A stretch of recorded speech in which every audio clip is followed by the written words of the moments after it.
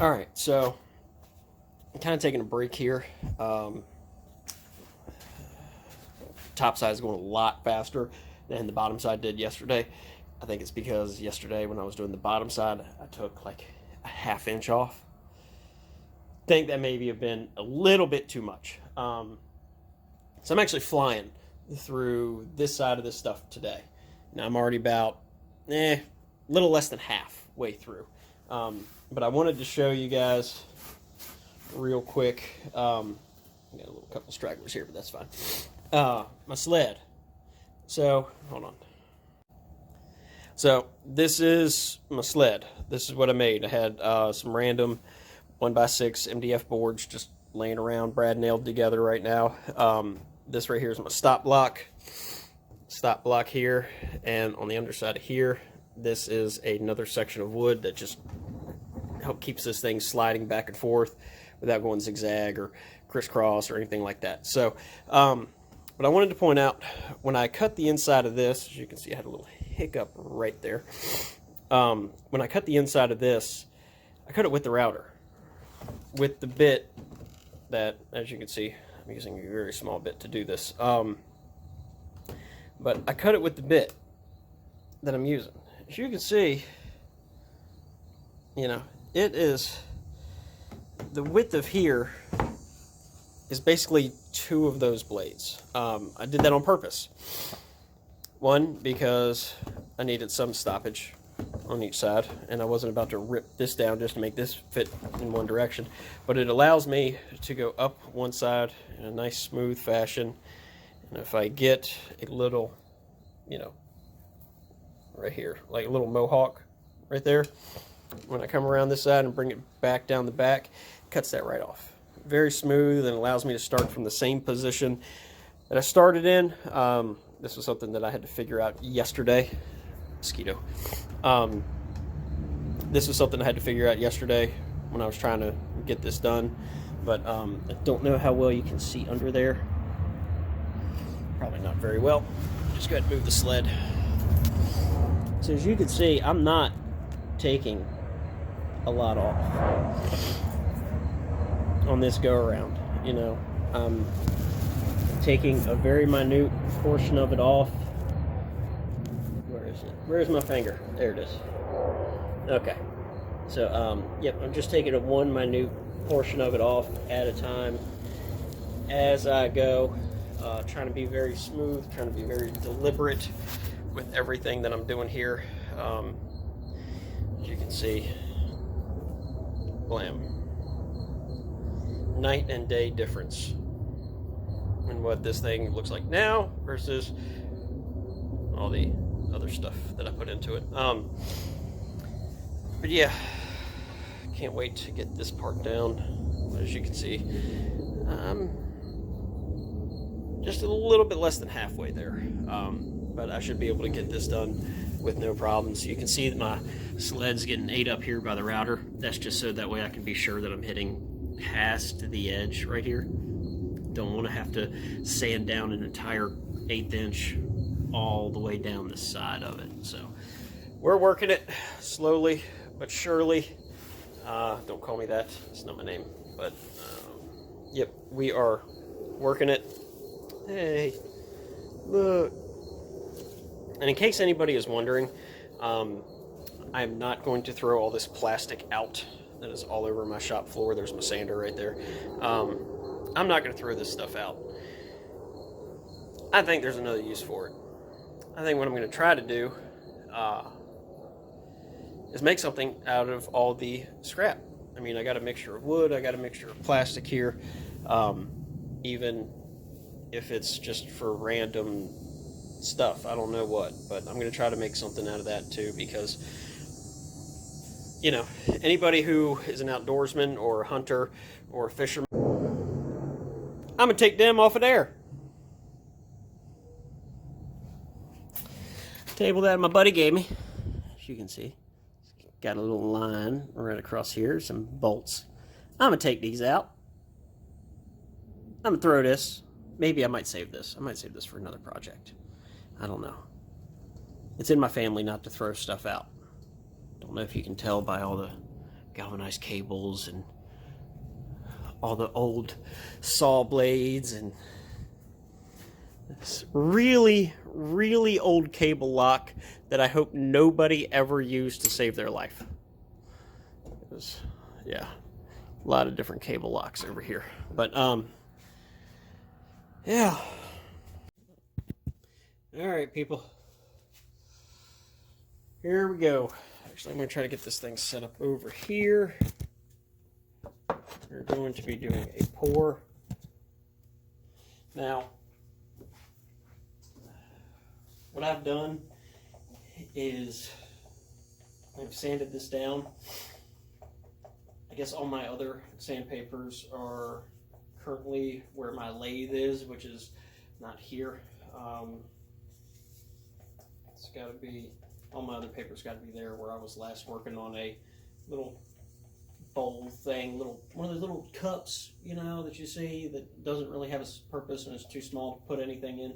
I made one of those for somebody that was moving away who, yeah, anyway, I made that and sanded it down really good and got it really nice, made out a nice teak.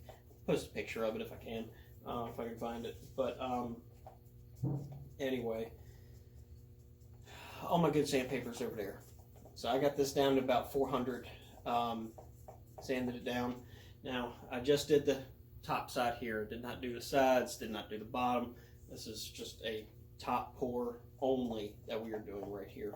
Probably gonna have to do another layer, because I might not have enough resin.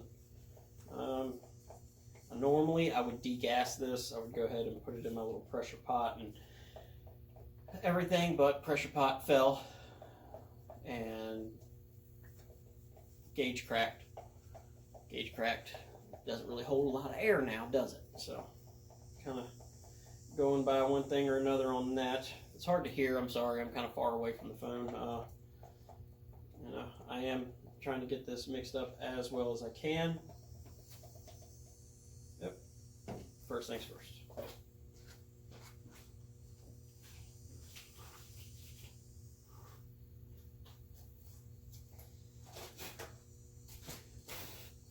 Now, I don't know why, but the last time I put these gloves on,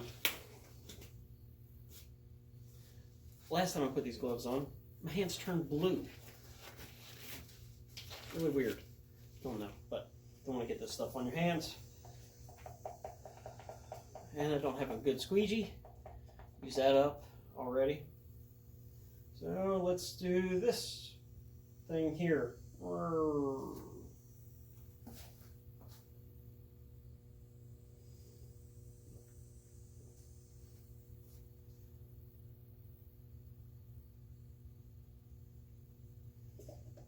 Yep, definitely don't have enough to do a full top pour.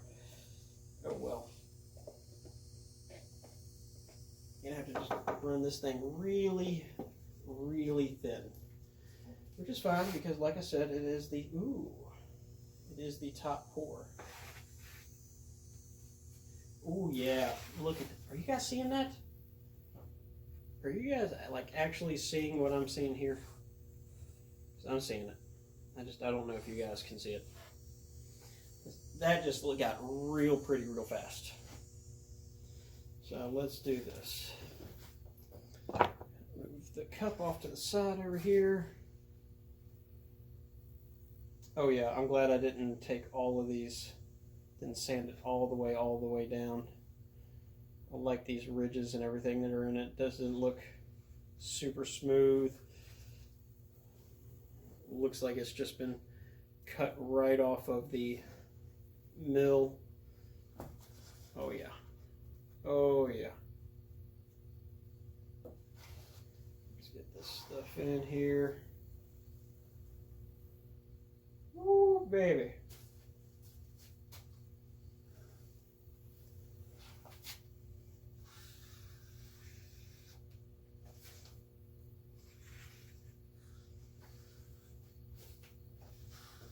Yep.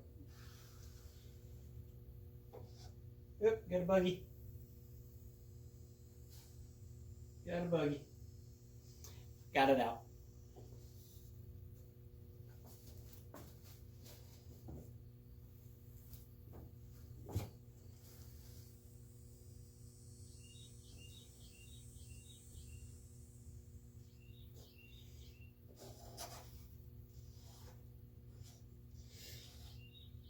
a bunch of air bubbles right there, but like I said, this is a tester piece.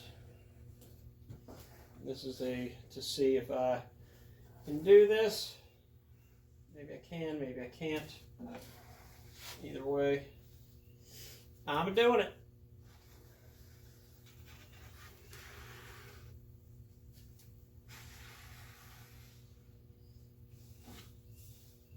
This is another reason why I wanted to keep all the sawdust and everything here, because I do not want to have my garage floor covered in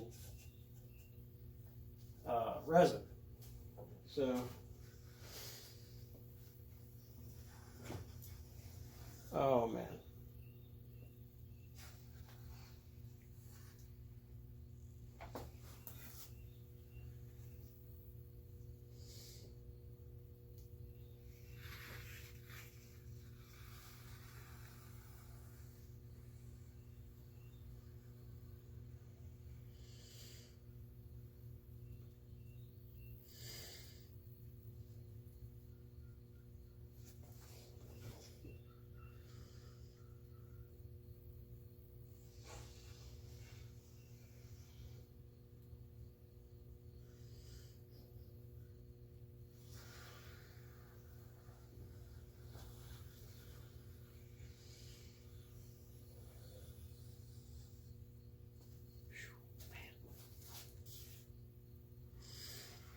Now I really wish I had a squeegee. See the other YouTubers, they do it with a squeegee. Get it all nice and flat. Me, can't really do that yet. But the good news is, it's all level.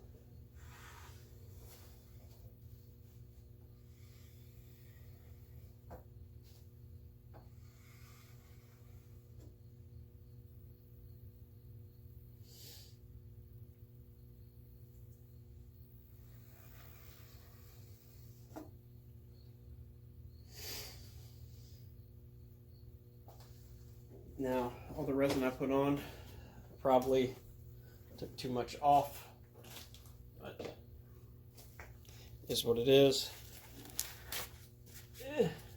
Gonna have some drier spots in there than others, but let's. And would you look at that?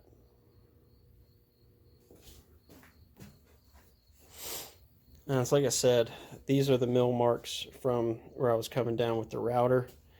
I like that look personally. Personally, it looks like it just got cut down at the sawmill and, you know, got dropped in a river and then the river froze around it. So I like it. I like it a lot. You can see the high spots and low spots. I'm probably going to end up having to do another final pour and get everything. Oop, missed some spots. Oh well. Anyway, yeah, I like this. I think this is going to work out pretty well for me. Once this top layer dries, then it's, you know, doing the bottom. Once the bottom's done, I put legs on it, put it in my house.